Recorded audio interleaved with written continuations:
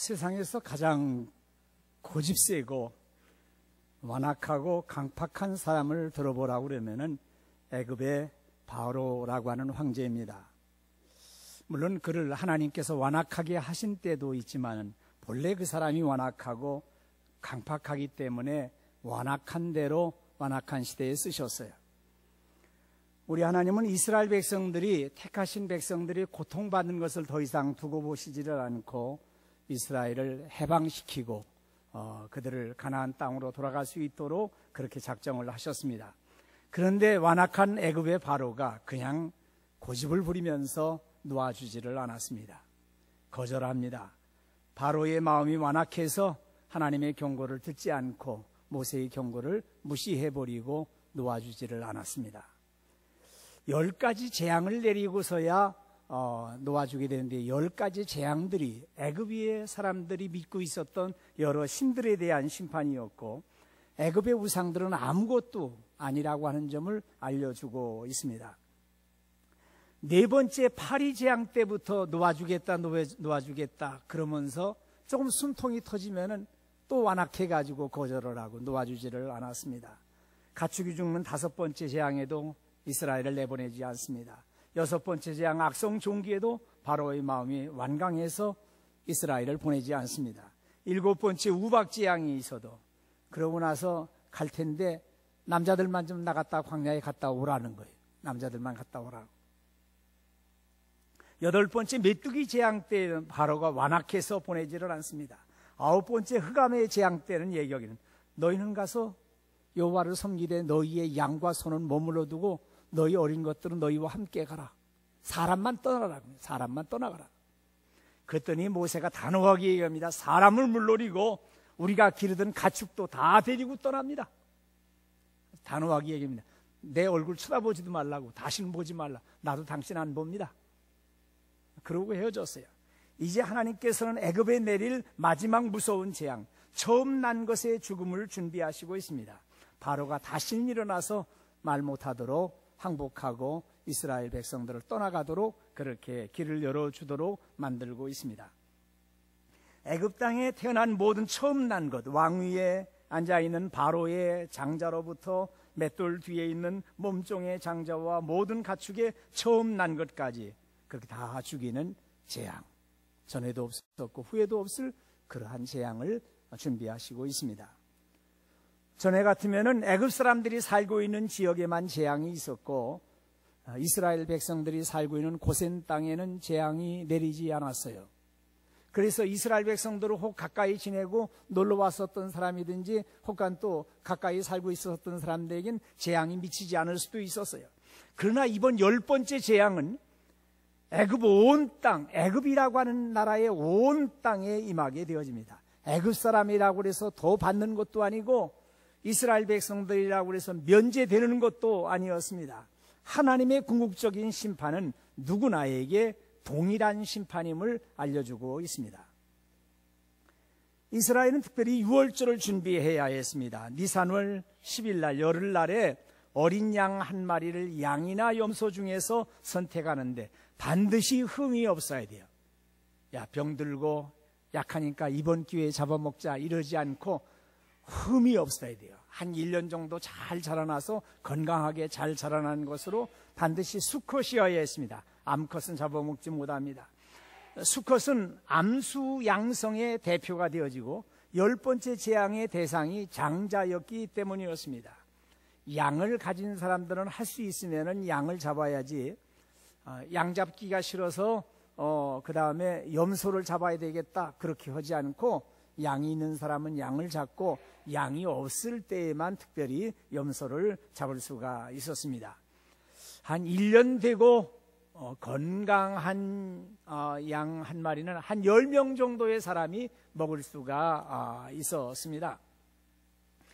6월절 어린 양을 선택하는데 그달 열흘에 한 마리를 선택을 합니다.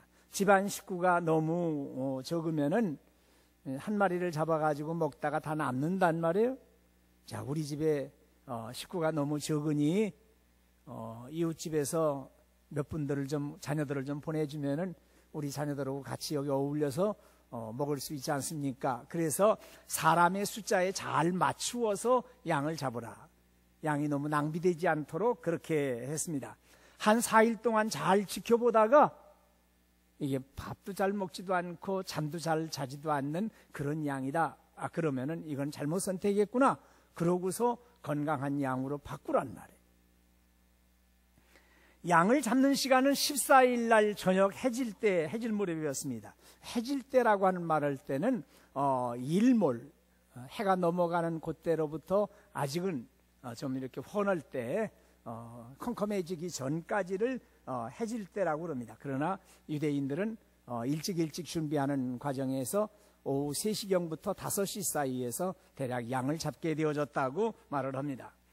양을 잡을 때는 이스라엘 온 회중들이 모여가지고 양을 잡았습니다. 그래서 이 동네 저 동네 양을 잡는 마당을 만들어 놓고 그때 한꺼번에 양을 잘 잡는 사람이 양에게 너무 무리를 주지 않도록 그렇게 해서 양을 잡습니다. 양을 잡으면 양푼에다가 피를 잘 이렇게 걸러내가지고 양의 피를 내가지고 그래서 그 양고기를 구워 먹을 집에 대문에 문설주, 양쪽에 있는 문설주하고 문기둥하고 위에 상인방에다가 양쪽 설주하고 기둥에다 이 상인방, 문지방에 뿌리면 사람들이 밟고 다니게 되잖아요. 그러니까 거룩하게 구별된 것을 문설주와 상인방에다가 바르는데 우슬초를 묶어가지고 우슬초에다가 피를 묻혀가지고 뿌려가지고 문설주와 상인방에다가 뿌리게 되어졌습니다. 이제 양을 구워 먹을 집으로 들어갑니다. 그날 밤에 이스라엘 백성들은 양고기를 불에 구워 먹는데 무교병, 누룩이 들어가지 않은 빵과 쓴 나물을 아울러서 먹는데 양고기는 날로 먹어서는 안 되고 또 날로 먹어서는 안 되고 물에 또 잘 끓여서 삶아 먹어서도 안 되고 머리와 다리와 내장을 다 불에다가 구워 먹어야 됩니다. 그리고 남은 것은 아침까지 두지 말아야 됩니다. 허리에 띠를 띠고 발에 신발을 신고 그리고 지팡이도 옆에 두고 그러고서 먹는데 급히 길 떠날 사람처럼 먹으라는 거예요. 길 떠날 사람처럼 먹으라. 하나님께서 허락하셔서 이제 가나안 땅을 향해서 일어나라, 떠나라 할 때에 즉시 모든 사람이 한결같이 한 명령에 따라서 떠날 수 있도록 준비를 해야 돼요. 그제서 신을 찾고 그제서 허리띠를 찾고 그제서 지팡이를 찾고 그러지 말고 다 준비를 맞춰놓고 먹으라고 하셨어요.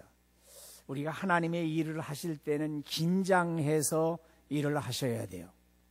하나님의 일을 하실 때는 긴장해서 일을 하라 말씀을 드립니다. 천국은 침노하는 사람들이 차지합니다. 열심을 품고 주를 섬겨야 돼요. 지금 우리 교회 안 나오시는 분 가운데 한 분이 언제나 예배당에 늦게 오세요. 예배 시간이 늦게 오셔서 제가 한번 물어봤어요. 왜 그렇게 예배당에 늦게 오십니까? 하고 물었더니 버스가 안 와가지고서 버스를 기다리느라고 그렇게 늦었습니다 그러는 거예요. 주일날 일찍 출발을 하세요. 일찍 출발하셔서 버스도 일찌감치 타고 좀 와서 교회 와서 교제도 하고 말씀도 듣고 성경 공부도 하다가 예배 드려야지요. 근데 잘 사시는 분이었어요. 정말 잘 사시는 분인데 택시 탈 줄도 모르죠. 택시 타고서 일찍 오셨으면 주일날 한 번은 그래도 괜찮게 좀 폼내게 좀 오실 수 있을 것 같은데 꼭 버스를 기다리고 늦게 오시는 분이 계시더라고요. 하나님의 일은 열심을 내야 돼요. 하나님의 교회의 일을 맡길 때는 열심으로 맡으셔서 하셔야 돼요. 하나님의 일은 열심히 하셔서 그래서 축복받으셔야 돼요. 이 마태복음 11장 12절 말씀 다 같이 읽어봅니다. 세례 요한의 때부터 지금까지 천국은 신노를 당하나니 신노하는 자는 빼앗느니라 그러셔서 신노를 당하게끔 열어두었어요. 신노하는 사람이, 차지하는 사람이 차지한다 이 말이에요. 이건 내 것입니다 하고서 하는 사람에게 하나님의 일을 맡겨야 된다 하는 말씀이에요. 고기를 구워 먹을 때 참 조심스러운 게 사실이에요. 이상하게도 고기를 먹을 때 참 어려운 게 이 성목사가 고기를 먹을 때 참 어려웠어요. 그래서 고기를 구워 먹으면 여간 잘 조심해서 잘 구워 먹지 않으면 꼭 배탈이 나는, 그래서 탕으로 완전히 잘 팔팔 끓여서 먹으면 좀 괜찮은데 구워 먹기가 참 어려웠었어요. 근데 하나님께서는 양고기를 날로 먹지 말고 물에 삶아 먹지도 말고 반드시 불에 구워 먹으라는 거예요. 근데 여러 가지 생각을 해보다가 보니까 불에 구워 먹을 때 피를 잘 뺄 수 있는, 피채 먹지 말라고 하신 말씀처럼 피를 잘 뺄 수 있는, 물론 양의 피를 다 걸러내서 뺐지만은 그래도 구워 먹는 것이 피를 잘 뺄 수 있는 방법이지 않는가, 그런 생각도 좀 해보았습니다. 고기를 먹다가 더 이상 먹을 수가 없으면은 그것으로 다 먹었는가 다 확인하고 요거 남은 것은 불사른다 하고 고기를 발라가지고 불살라야 됐습니다. 자, 하나님의 거룩하신 것은 거룩한 시간에 거룩한 장소에 거룩한 마음으로 구별된 마음으로 할 때에 그것이 거룩해지지, 거룩한 물건이라고 하면서도 아무 장소에서나 아무 시간에나 구별됨이 없이 사용하면 그건 거룩한 것이 되지 못하고 구별되지 못하는 방법이 될 수가 있어요. 하나님의 거룩한 것을 거룩한 시간에 거룩한 장소에서 거룩한 마음가짐을 가지고서 먹고 그것으로 끝내게 하시고 있습니다. 근데 잘 구워 먹는데 다른 본문을 보게 되면은 뼈는 하나도 꺾지 말고, 뼈를 꺾지 말라고 하셨어요. 한 집에서 먹되 그 고기를 조금도 집 밖으로 내지 말, 고기를 집 밖으로 내지 말라 이 말이에요. 거룩한 것을 거룩한 장소에서 사용하고 말라 이거예요. 뼈를 꺾지 말라. 아침까지 그것을 조금도 남겨두지 말며 그 뼈를 하나도 꺾지 말아서 유월절 모든 율례대로 지킬 것이니라 그랬어요. 이 말씀은 참 중요한 의미가 있습니다. 우리 주님이 유월절 어린 양으로 죽으시는데 그 뼈가 하나도 꺾이지 아니하리라 하신 말씀을 이루려 하심이라 그러셨어요. 요한복음 19장 36절의 말씀을 보면은 이 일이 일어난 것은 그 뼈가 하나도 꺾이지 아니하리라 한 성경을 응하게 하리 함이라 그랬어요. 자, 예수님을 빨리 이제 죽이려고 하는, 그래서 이제는 유월절이 시작되어지기 때문에 절기가 시작되어지고 저녁 때가 가까우니까 죄수들을 빨리 죽여달라고 그럽니다. 그래서 로마 군병들이, 사형을 집행하는 군병들이 와가지고 두 죄수는 살아있어 가지고서는 다리를 꺾었습니다. 다리를 꺾어서 빨리 죽음을 맞이할 수 있게끔 했어요. 그런데 예수님에게 와보니까 이미 운명하셨단 말이에요. 그래서 로마 군병들은 수많은 사람들을 상대하고 죽은 사람들을 보았기 때문에 죽었는지 안 죽었는지 너무 잘 알고 있어요. 그래서 죽었구만, 죽음을 확인하기 위해서 옆구리에다가 창을 찔러가지고 피와 물이 쏟아졌다는 게, 처음엔 피가 나왔습니다. 그러나 나중에는 물이 쏟아졌어요. 피토는 밑으로 가라앉고 위에 물이 고였단 말이에요. 심장이 움직이지 않아야 물이 고이지, 심장이 움직이고 심장이 살아있으면 그냥 피만 나오고 말아요. 그런데 피와 물이 쏟아졌다 이게. 그래서 죽음을 확인하게 되어졌어요. 하나님의 말씀은 다 정확하고 1.1획도 틀림없이 다 진실하게 정확하게 이루어지고 있습니다. 하나님께서 말씀하십니다. 가장 엄미하신 말씀이에요. 집에 들어가면 다시 나오지 말고 아침까지 한 사람도 자기 집 문 밖에 나가지 말라 그러셨어요. 자기 집 문 밖에 나가지 말라. 물론 자기 집이라고 하지만은 피를 뿌린 그 집입니다. 이웃에서 건너온 사람이라도 상인방과 문설주에 피를 뿌린 그 집에서 머무르고 나가지 말라는 거예요. 한밤중에 돌아다니는 사람들이 좀 문제 있지 않습니까? 다 일찍 집에 들어오십니까? 일찍 귀가하세요. 빨리빨리 맞추고서 저녁 모임 가지더라도 집에 어르신들이 기다린다고 일찍 들어와야 돼요. 저의 자녀들을 밤 10시까지 안 들어오면 가만 안 놔두고 제 엄마가 얼마나 야단치는지, 아이고, 옆에서 보기가 딱할 만큼 야단을 쳐요. 아빠가 나가서 새벽기도 가야 되고 일찍 주무시고 온 걸 확인해야지, 어디를 돌아다니느라고 밤 10시 안에도 안 들어오고서 늦게 들어오냐고 살살 빌고 그러는 것을 많이 봤어요. 자기 집에서 안정을 취하고 자기 집에서 평화를 누리고 자기 집에서 기쁨을 누리고 자기 집에서 감사가 있고 자기 집에서 찬송하고 그런 것을 소중히 알고 저녁이 되면 가족들이 일찍 들어와서 집에 있어야 되지 않아요? 그건 가족된 의무예요. 가족이 되어진 의무라 이 말이에요. 그래서 아침이 되면은 힘있게 나가서 일하러 나가고 저녁이 되어지면 들어와야죠. 우리는 좋은 습관, 좋은 인격의 사람이 되려고 노력을 해야 됩니다. 자, 6월절이 시작되어진 14일에서 15일 되는 그 밤에 하나님께서 친히 애굽을 두루 다니시면서 사람이나 짐승을 막론하고 애굽 땅에는 모든 처음 난 것들을 치면서 애굽의 신들을 심판하셨습니다. 하나님이 애굽 땅을 칠 때에 모든 집에 들어가서 장자라고 하는 장자는 다 죽이시게 되어졌어요. 그래서 첫 새끼는 내 거다. 하나님께서 그렇게 말씀을 하시는 거예요. 어느 집에 들어가 보니까 그 집 문설주와 상인방에 피가 뿌려져 있으면은 이 집은 죽었구만. 이 집은 벌써 죽었네. 이스라엘 백성이구만. 이런 표적이 돼가지고 그 피를 넘어가고 건너뛰고 재앙이 그 집에 미치지 않겠다고 그랬어요. 6월이란 말이 무슨 말입니까? 넘어가고 건너뛰고 지나간다 하는 말씀이에요. 하나님이 6월의 복을 우리에게 허락해 주셨어요. 자, 우리 하나님께서 그 집에 들어가 보실 때에 그 집이 크고 잘 사는 집이든지 움막에 불과한 초라한 집이든지 집의 크기는 상관이 없습니다. 그 집에 애굽을 통치하고 있는 바로가 살든지 바로의 신하들이 살든지 심지어는 그 집에 하나님의 제사장이었던 아론이 살든지 모세가 살든지 그것도 보지를 않습니다. 그 집에 피가 있느냐 없느냐 하는 것만 보십니다. 하나님은 집의 크기를 보지 않습니다. 우리 집이 작더라도 예수님의 피가 얼룩져 있는, 예수님이 우리를 위해서 죽으셨다고 고백하는 그런 신앙 고백이 있는 아름다운 성전과 같은 그런 집들이 되어야 합니다. 이것이 바로 피의 복음입니다. 피의 복음이에요. 피는 성경에서 생명을 의미했습니다. 그래서 생명을 존중히 여기라고 하면서 피를 흘리지 말라고 하신 거예요. 여러분, 누가 피를 흘리면서 죽는 모습을 보게 되면 안타깝잖아요. 저 한 생명이 소중한데 그렇게 피를 흘리면서 죽다니, 그런 안타까운 마음이 들어요. 신명기 12장 23절에는 다만 크게 삼가서 그 피를 먹지 말라. 피는 그 생명인즉 내가 그 생명을 고기와 함께 먹지 못하리니 그러셨어요.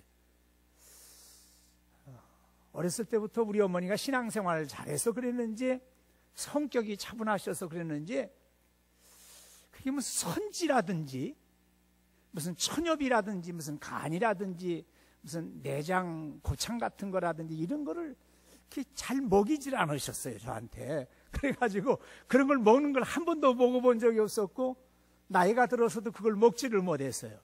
근데 누가 선지국을 이렇게 선지 해장국을 시켜서 그걸 먹는데 아유, 그것도 영 폼이 안 좋아요. 보기가 피 덩어리가 그냥 시커먼 덩어리들이, 큰 덩어리들이 있는데, 아니 먹을 것이 많은 시대인데 뭘 그걸 먹어요? 아니 먹을 게 없는 시대라고 그러면 좀 먹어도 될지 몰라도 피채 먹지 말라고 그랬잖아요. 피가 응고되어져 있는 덩어리라고 하면 그게 이렇게 뭐 썩 좋겠어요? 자, 제사를 지낼 때에도 피를 내서 제단 사면에 뿌렸습니다. 피는 살이 찢겨짐으로 피가 흘러나옵니다. 그래서 피를 많이 흘린 사람은 죽지 않습니까? 예수님이 우리 죄를 위해서 십자가상에서 모든 피와 물을 쏟으시고 죽으셨습니다. 생명을 구원하시기 위해서는 생명이 대신해야 됩니다. 물질을 대속하려면 반드시 물질로 갚을 수밖에 없지 않습니까? 죽어야 하는 생명, 심판받아야 하는 죄인을 구원하시기 위해서는 죄가 없으시고 흠이 없으신 6월절 어린 양 되시는 우리 주님이 대신하여 죽으셨습니다. 우리를 위해서 죽으신 하나님의 아들 우리 구주 예수님이 우리를 대신해서 십자가에 달려 그 피를 흘리심으로 죽으셨어요. 예수님이 기진맥진해 가지고 그냥 탈진해서 죽은 것이 아니라 피를 많이 흘리시고서 죽으셨단 말이에요. 채찍에 수없이 맞으셔서 온몸이 만신창이가 되어서 터져나왔습니다. 양손과 양발에 대못이 바뀌었습니다. 머리에 가시면류관을 쓰셨어요. 마지막에 죽음을 확인을 하고 창으로 옆구리를 찌름으로 피와 물이 다 쏟아지고 마르셨단 말이에요. 그 피가 우리의 죄를 씻어주셨고 속량해 주시고 있습니다. 피는 어떤 효력이 있습니까? 피의 효력을 말씀하셨어요. 염소와 송아지의 피로 하지 아니하고 오직 자기의 피로, 예수님의 피로 영원한 속죄를 이루사 한 번 제사를 드림으로 영원한 속죄를 이루셨다. 한 영원한 제사를 드리셨다. 단번에 성소에 들어가셨다. 두 번도 아니고 오직 한 번으로 성소에 들어가셔서 완전한 제사를 지내셨어요. 염소와 황소의 피와 및 암송아지의 죄를 부정한 자에게 뿌려 그 육체를 정결하게 하여 거룩하게 얻은 하물며 영원하신 성령으로 말미암아 흠없는 자기를 하나님께 드린 그리스도의 피가 어찌 너희의 양심을 죽은 행실에서 깨끗하게 하고 살아계신 하나님을 섬기게 하지 못하겠느냐. 그렇게 말씀을 하셨어요. 하나님의 언약은 피의 언약입니다. 피 흘림이 없으면 죄사함이 없다 그러셨어요. 자, 우리는 구원 받았기 때문에 하나님의 자녀로 살아가는 것이지 구원 받으려고 살아가는 것은 아닙니다. 이 신앙을 분명히 아셔야 돼요. 우리가 신실하고 성실하고 인격적으로 성숙하게 살아가기 때문에 우리 하나님께서 우리를 어여삐 보셔가지고 구원해 주신 것이 아닙니다. 하나님의 절대 거룩하심에 합격할 사람도 없고 죽어도 없어요. 우리들이 예수님을 믿고 선한 사람이 되고 작은 예수처럼 살고 이 시대에 찾아볼 수 없는 사람들이 되었다고 해서 구원받은 것이 아니라 예수님이 우리를 대신해서 십자가 달려 돌아가 죽으시고 그 피의 공로로 그 피가 우리의 마음에 뿌려져서 구원받았습니다. 자, 우리가 성경을 많이 읽고 말씀대로 살아간다고 하는 건 하나님의 자녀된 본분이고 마땅한 도리예요. 그러나 그런 것을 잘했다고 해서 구원받은 게 아닙니다. 우리 주님이 십자가 달려 돌아가 죽으실 때에 우리도 그분 안에서, 주님 안에서 옛사람이 죽고 새 사람으로서 살아났어요. 그래도 주님을 닮아가고 주님처럼 희생하면서 살려고 그래서 힘쓰고 있습니다. 그러나 그것도 구원받은 다음의 문제입니다. 구원받은 것은 오로지 하나님의 은혜로 우리 주님의 십자가에 흘리신 그의 피의 공로로 구원받았습니다. 우리 기독교가 선행의 종교가 아닙니다. 내가 어떻게 살았느냐, 무엇을 행하였느냐, 어떤 사람이 되었느냐 하는 선행의 종교가 아닙니다. 그런 선행으로는 하나님의 절대적인 거룩함에 이룰 사람이 없습니다. 내가 다른 사람보다 더 나은 사람이 되어졌다, 좀 더 성실한 사람이 되어졌다, 고상하게 살았다고 그렇게 어여쁘게 보아주시는 하나님이 아닙니다. 그의 마음에 나는 죄인임에 불구하고 그의 인격에, 그의 심령에 예수님을 대속의 주님으로 나를 대신해서 피를 흘리신 예수님으로 믿는 사람만 구원받습니다. 예수님이라고 하는 분 안에 들어와야 구원받아요. 예수님은 양의 문이 되어 주셨어요. 그 문에는 상인방과 자우설주에 피를 뿌려주신 양의 문이 되어 주셔가지고 우리는 예수님 안에서 구원받았어요. 우리 주님은 만세반석이십니다. 만세반석이란 만세, 영원에 이르도록 반석이 되신다. 흔들림이 없다. 천국이 되신다 하는 말씀이에요. 영원히 흔들리지 않는 견고한 반석이십니다. 천국이 만세반석이에요. 죄가 들어오지 못하고 정죄함이 없고 심판이 없는 낙원입니다. 그 천국에 들어가는데 만세반석이 열렸단 말이에요. 만세반석이 열렸어요. 우리가 그분 안에 들어가고 있습니다. 찬송가 494장 있어요. 가사를 잘 보세요. 만세반석, 예수님이 천국을 여시는 만세반석이 열렸어요. 내가 들어갑니다. 창의 허리 상하여, 예수님이 창의 허리 상하여 물과 피를 흘린 것, 그 예수님이 물과 피를 흘리신 것이 내게 효염이 되어져서, 내게 공로가 되어져서 그 의를 힘입어서 예수님이 십자가에 달려 돌아가 죽으신 것이 내게 효염이 되어서 정결하게 하소서 찬송을 불렀어요. 이 찬송이 옛날에 188장이었는데 좀 앞에 부분에 있을 때는 열심히 많이 불렀는데 이 찬송가가 뒤에 들어가서 잠겼단 말이에요. 그래서 뒤로 빠진 찬송들은 훨씬 덜 불러요. 앞에 있는 글들은 잘 보는데 뒤로 빠진 뒤에 가서 밑에 잠긴 것들은 잘 안 본단 말이에요. 이 찬송 봐요. 2절 말씀에 내가 공을 세우나 은혜 갚지 못하네. 열심히 믿어서 우리가 교회 봉사에서도 은혜 다 갚은 것 아니에요. 쉼이 없이 힘쓰고 눈물 근심 많고 주님을 위해서 눈물 근심 많고 그랬어도 구속 못할 죄인을 예수 홀로, 예수님이 혼자서 우리를 속해 주세요. 예수님으로 충만해야 돼요. 예수님이 십자가만을 바라봐야 돼요. 예수님만이 나를 구원해 주셨다 이 말이에요. 이 사실 때문에 우리는 하나님 앞에 끝까지 나올 수 있는 힘이 생기고 있어요. B코드를 좀 눌러봐요. B코드를 좀 눌러봐요. B코드를 좀 눌러봐요. 내가 공을 세우나 한번 불러봅시다. 2절 우리 같이 불러봅시다. 우리 은혜스럽게 1절 2절 여기 가사대로 불러봅시다. 494장에 494장 예.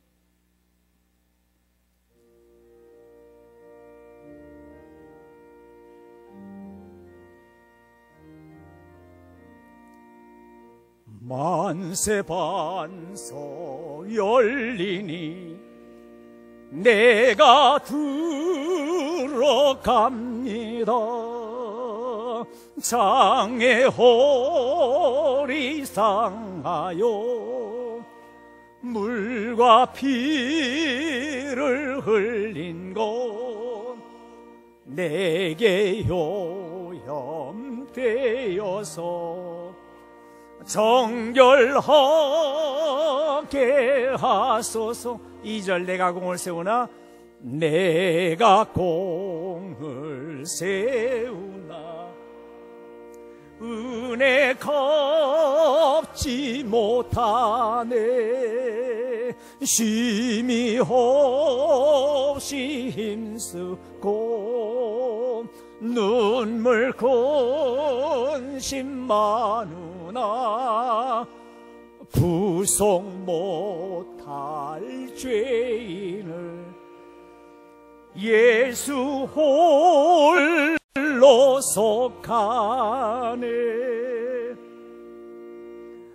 디모데후서 1장 12절 말씀을 봅니다. 우리 다 같이 읽어봅니다. 이로 말미암아 내가 또 이 고난을 받되 부끄러워하지 아니하면 내가 믿는 자를 내가 알고 또한 내가 의탁한 것을 그날까지 그가 능히 지키실 줄을 확신합니다.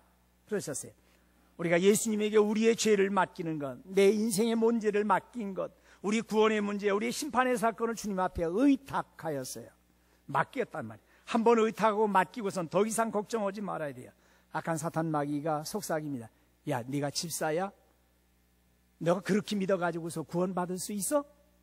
이렇게 속삭이는 그런 음성을 들을 겁니까? 여러분들 마귀의 음성을 듣고서 신앙생활할 겁니까? 하나님의 말씀을 듣고 신앙생활할 것입니까? 우리는 하나님의 말씀을 듣고 신앙생활해야 돼요. 마틴 로이드 존스 목사님이 항상 교인들에게 하시던 예화가 있어요. 내가 자랑하는 복음이라고 하는 아주 큰 그분의 책에 당신이 즐겨 사용하는 예화라고 해서 말씀하셨어요. 그분의 마지막 설교가 있었는데요. 마틴 로이드 존스 목사님의 고별 설교라고 하는 것이 떠 있는데 그건 뭐냐고 하면 우리가 예수님을 본받아서 구원받는 게 아니라는 거예요. 예수님을 나의 주님이라고 고백해서 구원받는 거지 예수님을 본받아서 구원받은 게 아니다. 어찌 보면 조금 우리가 의문을 제기할 수도 있지만 그러나 깊이 생각해 보면 그 말씀이 맞는 거예요. 내가 예수님을 나의 주님이라고 고백함으로 우리가 구원받을 수 있었어요. 자, 여러분 가운데서 누가 휴가를 떠나는데 정말 소중하게 가지고 있는 물건을 집에다 두었다가 또 잃어버릴 수도 있고 그러니까 목사님한테 찾아왔습니다. 목사님, 제가 휴가를 떠나야 할 때 목사님은 휴가 안 가시죠? 한 3주간만 계실 것 아닙니까? 그래, 내가 한 3주간 있다고 이 소중한 것 좀 맡아주시겠습니까? 아, 그래, 내가 맡아줄 테니까 잘 보고 있을 테니까 휴가 잘 다녀오세요. 그랬단 말이에요. 그래서 떠난 지 1시간쯤 돼서 목사님이 서재에 가서 글도 쓰고 책을 읽는데 전화가 왔어요. 아, 누구십니까? 아, 제가 그 물건 맡긴 제가 접니다. 그 물건 잘 있습니까? 제가 맡긴 물건 잘 있죠? 그렇게 물어봐요. 아, 잘 있으니까 염려하지 말고 휴가 잘 다녀오라고. 한 2시간 지나가가지고서는 또 전화가 왔어요. 전화를 들어보니까 누구십니까? 했더니 아, 제가 물건 맡긴 사람입니다. 아, 물건 잘 제가 맡고 있으니까 염려하지 말고 휴가 잘 지내오세요. 그랬어요. 또 전화가 오게 되어지면은 기쁜 마음으로 전화를 받겠습니까? 뭐냐면 이건 인격 모독입니다. 인격 모독입니다. 내가 잘 보관하고 있는데 또 다시 물어보신다고 그러면은 나를 못 믿으시는 것이 되는 거니까 이러면 안 되십니다 하고 얘기한다는 거예요. 마치 우리가 내가 구원받았는가 안 받았는가, 구원받았는가 안 받았는가 자꾸 의심하고 그러면은 하나님이 섭섭해 하신다 이 말이에요. 내가 너를 위해서 독생성자 아들까지도 내어주면서 너를 사랑하고 너를 위해서 아들 예수님이 십자가 달려 돌아가 주신 그걸 보면서도 계속해서 의심하느냐 이 말이에요. 오늘 우리는 사도 바울의 신앙을 가져야 됩니다. 내가 의탁한 것, 맡긴 것, 그분이 우리 주님이 우리의 구원을 능히 지켜주십니다. 주님께 의탁한 것은 삶이든 죽음이든 무엇이든지 겁내지 말아야 됩니다. 내가 지키는 것이 아니라 하나님이 지켜주시고 당신의 사랑하시는 독생자 예수님을 십자가에 내어주신 그 큰 사랑으로 우리를 구원해 주셨고 구원을 인쳐주셨고 보장해 주시고 절대 빼앗기지 않는다고 말씀하셨어요. 우리가 믿음으로 의탁했습니다. 하나님은 그 믿음을 의로움으로 여겨주시고 있습니다. 믿고 맡겼으면 이제는 자유를 누려야 됩니다. 그런데 어느 시점에 와서는 내가 오래 예수 믿었다고 하면서는 나의 구원을 내가 책임지려고 하는, 그러면 주님을 모욕하는 것이 됩니다. 그것은 자기 스스로 불신하는 비참한 사람이 되고 맙니다. 자신의 공로나 노력이나 수고에 기대하는 사람은 비참한 그리스도인이 되어집니다. 제가 설교를 준비하면서 조금은 뻔뻔한 그리스도인이 되자 그런 말을 써놨어요. 우리는 은혜로 구원받았어요. 나는 은혜로 구원받았으니까 지금 조금 잘 못 믿어도 나는 하나님의 자녀입니다. 혹 내가 좀 넘어졌어도 예수님의 품 안에서 넘어진 겁니다. 이렇게 말할 수 있는 사람이 끝까지 그저 나는 예수님뿐이었습니다, 이러고서 예수님만 의지합니다 하고 이런 믿음으로 고백하게 되지. 내가 바르게 살지 못해가지고 죄송해서 나는 구원받을 수 없는 사람입니다 이러고 나가서 바깥으로 나가면 주님이 기뻐하시겠냐 이 말이에요. 신앙생활의 중요한 점이 바로 여기에 있어요. 우리가 평생 잘 믿었다고 해서도 예수님처럼 되지 못하잖아요. 누가 예수님처럼 될 만한 사람이 또 어디에 있습니까? 힘쓰고 애쓰고 노력하면서 작은 예수로 살려고 힘쓰고 애썼지만 넘어질 때 있잖아요, 우리가. 그럼 그 순간 구원 뺏긴 겁니까? 그게 아니라 이 말이에요. 예수님이 우리의 구원을 끝까지 보장해 주신다고 말씀해 주고 있어요. 자, 요한복음 10장 28절로 29절 말씀 우리 다 같이 또박또박 읽어봐야 돼요. 소중한 말씀이니까요. 시작. 내가 그들에게 영생을 주노니 영원히 멸망하지 아니할 것이요 또 그들을 내 손에서 빼앗을 자가 없느니라. 그들을 주신 내 아버지는 만물보다 크심에 아무도 아버지 손에서 빼앗을 수 없느니라 말씀하셨어요. 사랑하신 여러분, 성경은 피의 복음입니다. 아담과 하와를 위한 가죽옷이 피의 복음이에요. 아벨의 희생제사가 피의 복음입니다. 노아의 제단, 아브라함의 제단, 그리고 오늘 출애굽 6월절 어린 양의 피의 복음의 결정판입니다. 예수님이 십자가에서 피 흘리시고 죽으신 것이 피의 복음의 구원입니다. 범죄한 인간이 구원받을 수 있는 유일한 길은 대속의 피가 있어야 합니다. 아무리 피를 뿌리고 발랐다고 하더라도 그 피의 집에 들어와 있어야 됩니다. 노아의 방주처럼 방주 안에 들어와야 됩니다. 붉은 줄을 내린 기생 라합의 집처럼 집 안에 들어와 있어야 구원받습니다. 피를 볼 때에 심판하시는 사자가 넘어가고 건너가고 지나갑니다. 오늘 예수님이 나를 위해서 십자가 달려 돌아가 죽으시고 그 피를 흘려서 나의 죄를 대속해 주셨음을 고백해야 됩니다. 주님은 나의 주님, 나의 구세주라고 고백하심으로 구원받으셨습니다. 주님을 모신 사람, 구원받은 사람으로 주님의 집에 거하시면서 주님과 동행하시면서 승리하시기를 주님의 이름으로 축원드립니다. 기도하십시다. 은혜로우신 우리 하나님 아버지, 감사를 드립니다. 오늘 6월절 어린 양 잡는 이 사건을 통해서 예수님의 십자가의 사건을 바라보았습니다. 주님 감사합니다. 우리를 위해서 그 몸을 지키시고 피와 물을 다 쏟으시고 우리가 죽어야 될 자리에서 주님이 죽으심으로, 우리가 매맞아야 할 자리에서 주님이 맞으심으로, 우리가 심판받고 저주받아야 될 자리에서 주님이 대속의 피를 흘려주심으로 우리를 구원해 주신 그 놀라운 사랑을 감사를 드립니다. 항상 하나님께서 아들 독생자를 우리에게 내어주신 그 사랑 속에 거하게 하시고 주님의 십자가의 구속의 사랑 속에 거하는 우리 성도들이 다 될 수 있도록 인도하여 주시옵기만 원합니다. 낙심하는 성도 있습니까? 순간 세상을 바라보면서 낙심한 성도 있습니까? 끝까지 예수님만 바라보면서 구원받은 확신을 가질 수 있도록 인도하여 주시옵기만을 원하옵고 우리 주님 예수 그리스도의 이름으로 기도하옵나이다. 아멘.